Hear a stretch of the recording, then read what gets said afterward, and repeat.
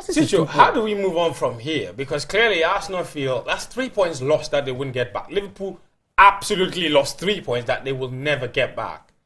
Yeah, but in the case of Arsenal, listen, I think Arteta was overreacting and was actually taking attention away from very key reasons why his team underperformed in that fixture.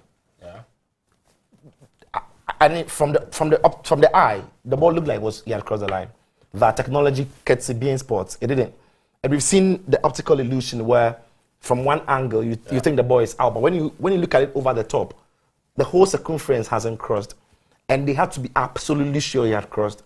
And once they couldn't prove beyond any doubt that he had crossed, they had to stick with the on-field decision.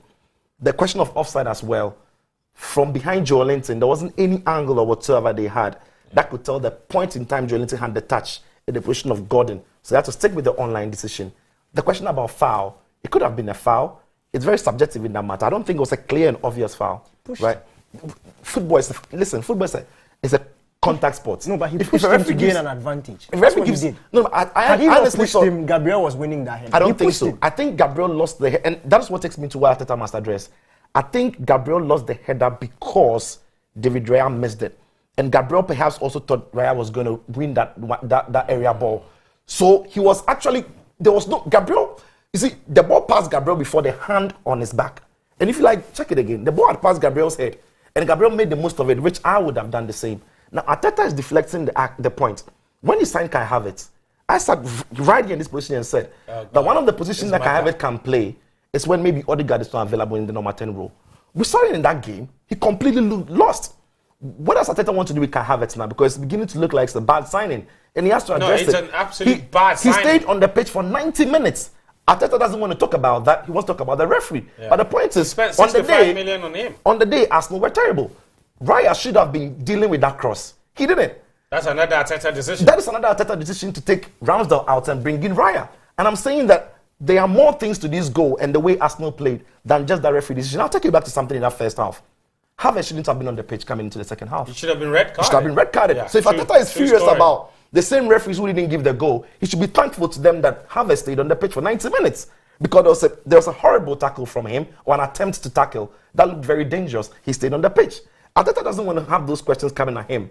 So he'll make the most of what he can. He's not stupid. He knows absolutely what he's doing. He's speaking on things every fan is talking about. But when you break it into each component. You're saying that behind the scenes, he'll be having a different conversation? He absolutely has to. Because we saw Kai Havertz completely missing out of the game. I don't think Jorginho and Declan Rice in that middle of the park. They were suffocated by the hard-working Newcastle side.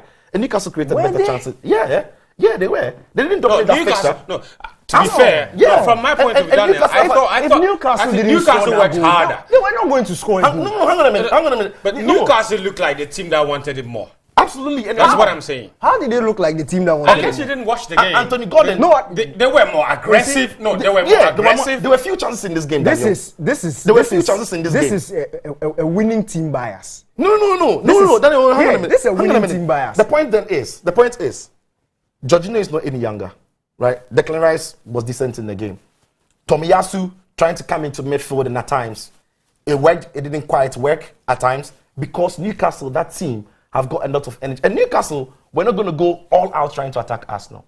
They were going to wait for some of these moments, right? You see, when they made that change to bring in speedsters, took off Callum Wilson, brought in speedsters, it was that one time that got Arsenal into the trouble that they got themselves into, getting Murphy in behind them, play the ball across the face. Arsenal did dominate the game, did they not? With possession, and Newcastle were happy to let them have it. This is my point about winning team bias. This is very similar to the Arsenal-Man City game. Any team could have won that game. Yeah. Nobody was at their best. Arsenal didn't play well against Man City. Yeah. Man City didn't play well against Arsenal. Man Arsenal didn't play well against Newcastle. And Arsenal wins, and Arsenal were brilliant. Man City were. This is exactly what happened. It's a game of two very good teams. It was a tactically balanced game. You were not going to see 10, 15 chances in that game. I agree. It was that.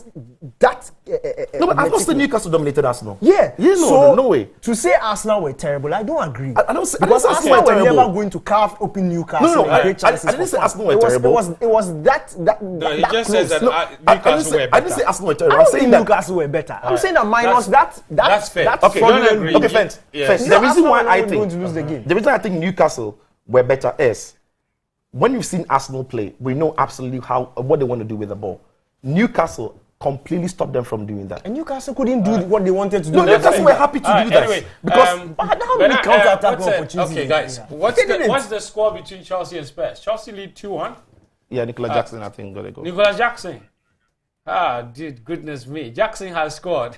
You gotta be starting something. You gotta be starting something. Chelsea lead by 2 goals to 1. Thanks. And there's another thing about the Arsenal game, right? Yes. When the ball had gone to Chelsea lead 2-1. I'm not seeing the game. I can't speak to games. Okay, I'm not no seeing. problem. Back credit to Chelsea. Speak to Arteta. When the ball went out to Willock, and Willock won that ball. Which is that you're talking about? The goal. Okay, The goal. yes. Do you look at the behavior of White and Jorginho? They stood in their box. When I can understand why Arteta is so focused on the referee, because that goal could have been prevented without any. Ben White stood in his box. Watch Willock take 3 touches before putting in the cross without applying no pressure. In fact, after the first touch, Jorginho was shouting at White. Anybody can go back and watch the video if you didn't pay attention to those details.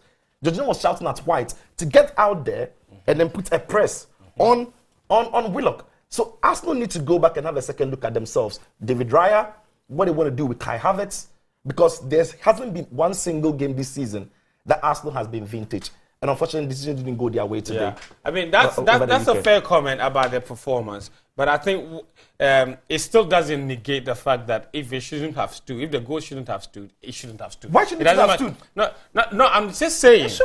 Why? I'm just saying. No, I'm just saying. I'm just saying that poor defending or poor performance does not justify a poor decision against a team. It's all I'm saying. No, there wasn't. I don't think there was a poor decision. That's what I said. You disagree with all the uproar. Arteta is deviating. Okay, you should have spoken about Kai Havertz also staying on the pitch. That's fair. All right.